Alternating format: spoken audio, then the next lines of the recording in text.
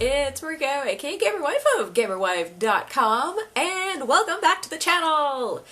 Today I'm going to be doing a favorites video for you. You might have noticed I didn't have a chance to do a December favorite, so for my January favorites I'll probably be rolling in some stuff that I was also loving in December, but I still love it, so whatever, like you guys actually care. Jumping right into it, the first thing I want to talk about is kind of a beauty favorite, and it's actually more of a technique than like a thing, but one thing that I'm really loving right now is no heat curls! Since I stopped dyeing my hair blue, I still have a lot of damage from all the bleaching and all the rest of it, and I love having wavy hair, especially at this kind of like long bob length that I've got going on right now, but I don't like using hot styling tools to do it because it just makes my hair even crispier than it already is, and it's already quite crispy. So what I've started doing is when I shampoo my hair, which is like every 2 to 4 days-ish, instead of blow drying it and then like curling whatever, I'll do like an updo that twists my hair around. So I really like doing either like a top knot, or today I've got kind of like the warrior buns going on. So what I've actually done today is I like braided them and then I like twirl them into kind of a warrior bun, and then I just do that and I sleep on it, and then the next day, so like my second day hair, pull out all the pins. One tip I will give you guys is to use these extra long bobby pins. I find them so much more useful than the little ones. Like, maybe it's just my hair because I have kind of like thick, very, very thick, straight hair, and I just find that they work much, much better to hold my hair in place. So if I just take these guys down, so usually what I'll do is I'll put in like a little bit of leave-in conditioner or some kind of hair treatment while it's still wet, and then kind of twist it up. And then for my second day, I just pull it down and sort of like comb it out with my fingers. And if it's feeling kind of flat, I'll use a little dry shampoo like in the roots to kind of boost things up. But ta-da! Beautiful wavy curves without any heat or heat damage. Alright, so moving on to entertainment favorites. I'm gonna go with a couple of Netflix picks, and these are both Netflix exclusives. And the first one I'm not gonna spend a lot of time on because, I mean, everybody and their monkey on the internet is already into this, and it's Making a Murderer.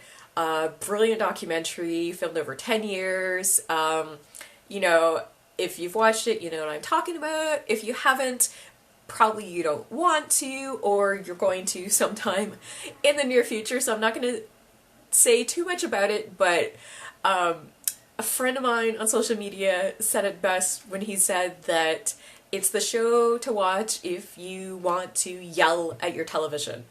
I cannot believe how much of that show I spent with this look on my face.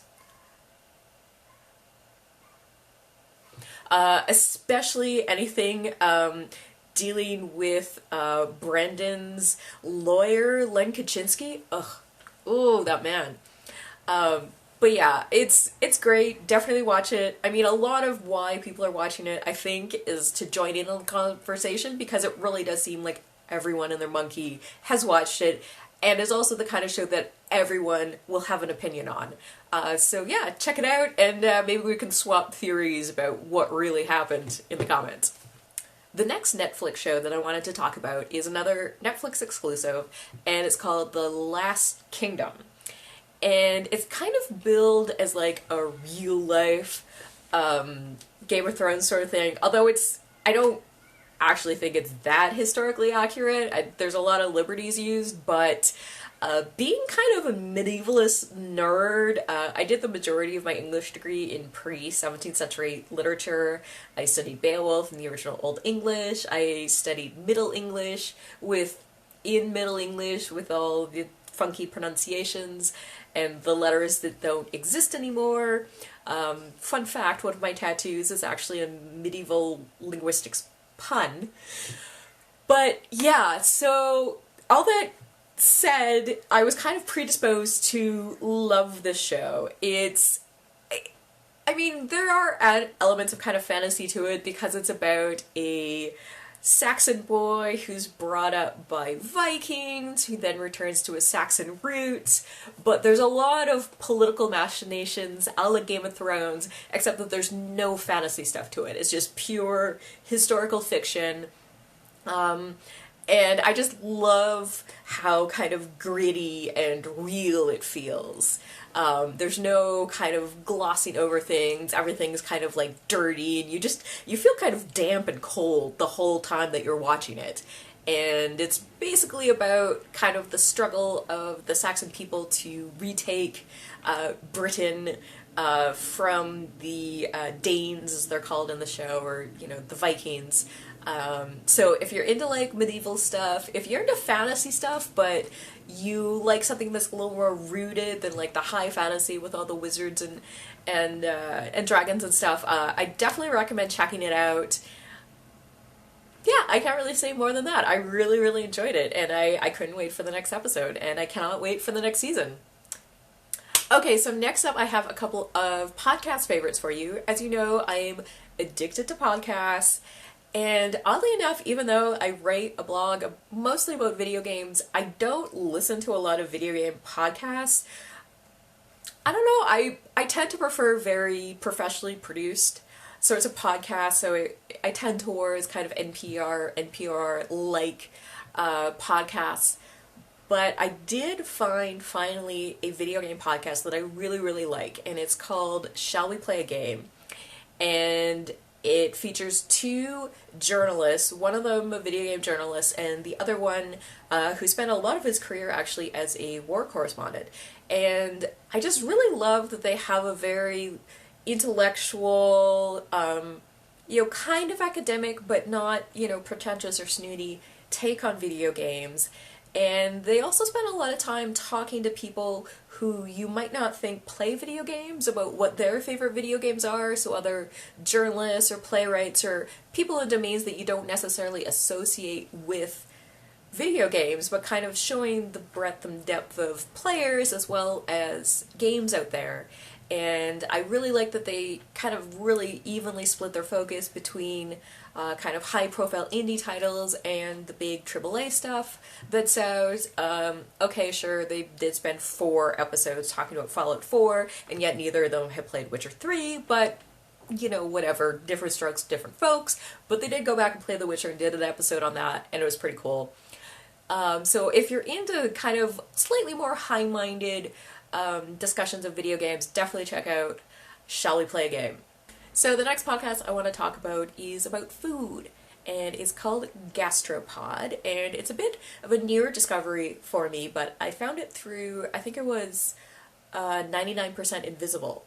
So again, kind of that higher production value, kind of NPR take on things, but it's food through a historic and scientific lens, which I just absolutely love. Like, I love getting into the meat of something. Pun.